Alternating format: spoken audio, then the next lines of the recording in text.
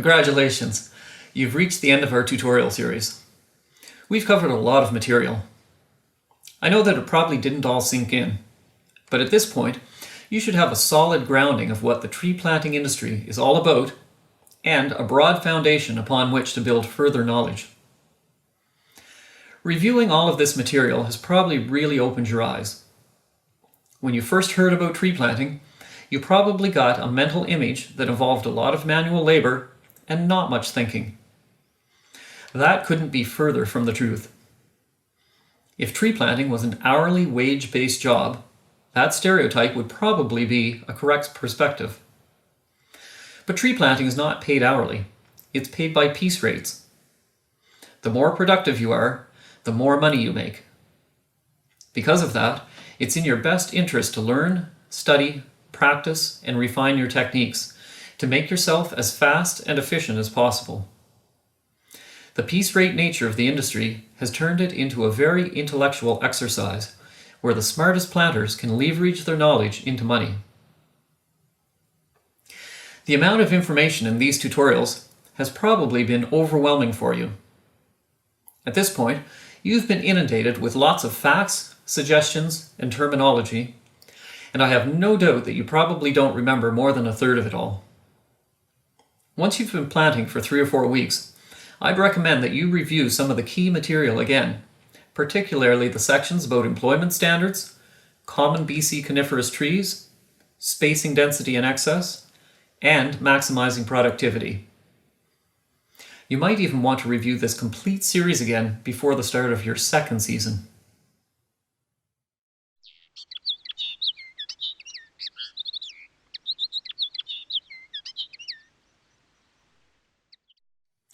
It's now time for you to go to the field and start doing some hands-on practice. Your instructor will walk you through the basic steps of planting once again, and you'll start to get a feel for the repetitive motions that are required to plant a tree properly, with acceptable quality. Start slow. Focus on getting it right, not getting fast. For about a week to 2 weeks, planting is going to feel awkward. You're going to look at experienced planters around you and wonder how they can do it so quickly. You're going to feel like a failure because you can't keep up. Don't worry, this is normal. As you're getting started, just focus on planting each tree properly and don't worry about your paycheck. Once you get the basics down, your foreman will talk to you and start encouraging you to speed up and will give you tips on where to shave a few seconds off each tree. You'll probably want to quit at least once or several times, but stick it out. I promise, it gets easier. If you can promise yourself that you won't quit for 1 calendar month, you will get over the hump and you'll get to the point where you're starting to make respectable wages and you'll feel like planting is natural. I won't go so far as to say that it'll become easy, because you'll always be pushing the limits, but it won't feel impossible. During your first few weeks, keep careful records of your daily production, earnings, and portal-to-portal hours. Remember, your company must top you up to minimum wage, including applicable overtime equivalents, on each paycheck in which you didn't earn the equivalent through your piece rate tree prices. If your company is shortchanging you, continue to keep very detailed records all season. Once the season is over, you can take advantage of help from the Employment Standards Branch to resolve any discrepancies without having to worry about the risk of getting fired. To get better, you need to practice. The more trees you plant, the faster you get. That seems to be a ridiculous statement because it's so blatantly obvious, but your speed increases only as you reach more milestones. Let me put it this way. Let's say that by the time you plant 15,000 trees, you'll be able to plant 1,500 trees per day in easy ground. That seems like a good goal. So the trick is to plant your first 15,000 as quickly as possible, which gets you to that point of being a 1,500 a day planter. This means that during your crucial first couple of weeks, you need to keep your head down and keep moving. Don't give up and come back to the cache and sit for 45 minutes for lunch. grab a quick bite, and get right back to work. The day doesn't pass any more quickly if you're sitting down, and it doesn't go any faster depending on whether you're happy or miserable. You don't make any money when you're not planting. If you're stuck out on the block for 10 hours, you may as well be making money during that time, so don't stop working. Have you heard of the 10,000 hour rule? It was written by Malcolm Gladwell in a book called Outliers. In it, he said that anyone who practiced 10,000 hours at a skill would essentially become a professional and master that skill. In an average long tree planting season in the BC interior, a planter may work or practice for 1,000 hours. To clarify, I am including some non-planting time in that total, but time spent after dinner or around a campfire discussing ways to improve your planting techniques can still lead to self-improvement. So, if we assume that the rough number of 1,000 hours per season is valid, then you're looking at approximately 10 years before you put in your 10,000 hours. That's 10 years before you become a tree planting professional. The learning curve for tree planting never really stops. You might think at the end of your first season that you've learned it all. You haven't. You'll learn many more things in your second season. The same will happen in your third, fourth, fifth, and sixth years and beyond. At the end of each of those seasons, you'll think you've finally mastered everything there is to know. You haven't. You'll continue to learn new tricks and become more efficient for your entire career. It doesn't matter how many seasons you plant. I've planted for more than 20 years, and I still work as a planter on the coast every spring and fall, and I still learn new tricks and techniques every single season.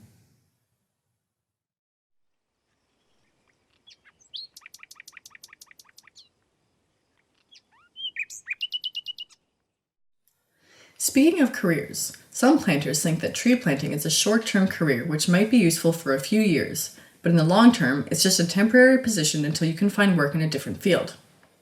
If you're interested in forestry, though, there are many career choices available that can keep you working pretty much year-round. There's work available in stand management, such as brushing and spacing a growing stand. You can become an accredited silviculture surveyor.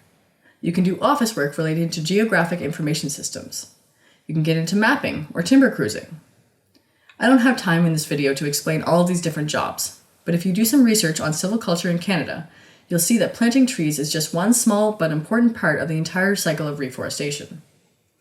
If you're interested in moving on from planting onto a different field, one good option is to talk to the owner of your company. He or she can provide us some really good insights on how to pursue your long-term career goals, and I can think of many instances when a company owner has gone out of their way to help an established planter achieve career goals that may not even be directly related to planting.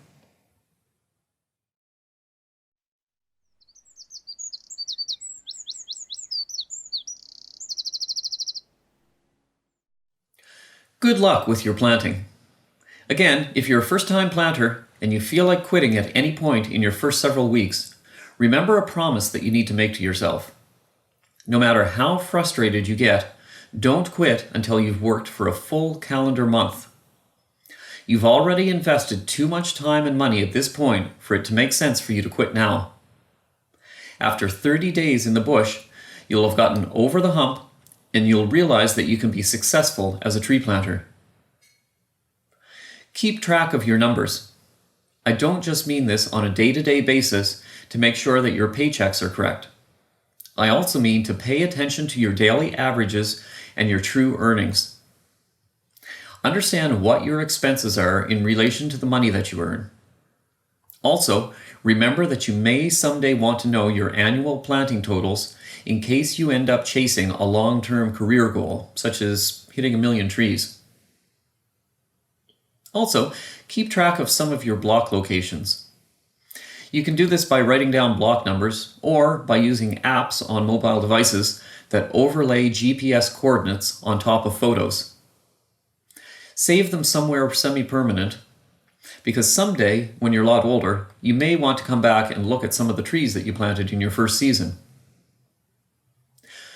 For further research about tree planting in BC, go to Google and look for websites about tree planting.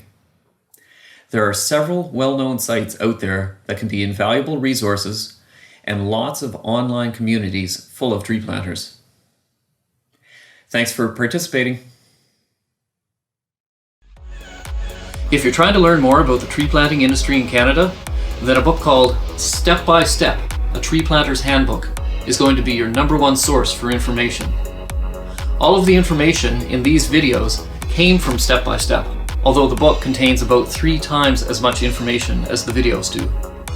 Let's take a quick look at what's inside. Why do we plant trees? Health. Working safely and hazards. Vehicles and transportation. Camp life and other lodging. Map reading. Nature and the environment. Basic silviculture knowledge. Stock handling. Common coniferous trees. Prescriptions and planning. Planting equipment. Camping gear and clothing. Planting a seedling. Meeting quality requirements, density and excess. Site preparation. Additional planting techniques. Maximizing productivity. Planting throughout Canada. Applying for a job. Working with helicopters. Coastal planting. Logging and harvesting. Other silviculture work. And there's more. The few hundred pages that you just saw represent only a bit more than 1/3 of the full book. To order a copy today, search for it on Amazon or visit replant.ca/step-by-step.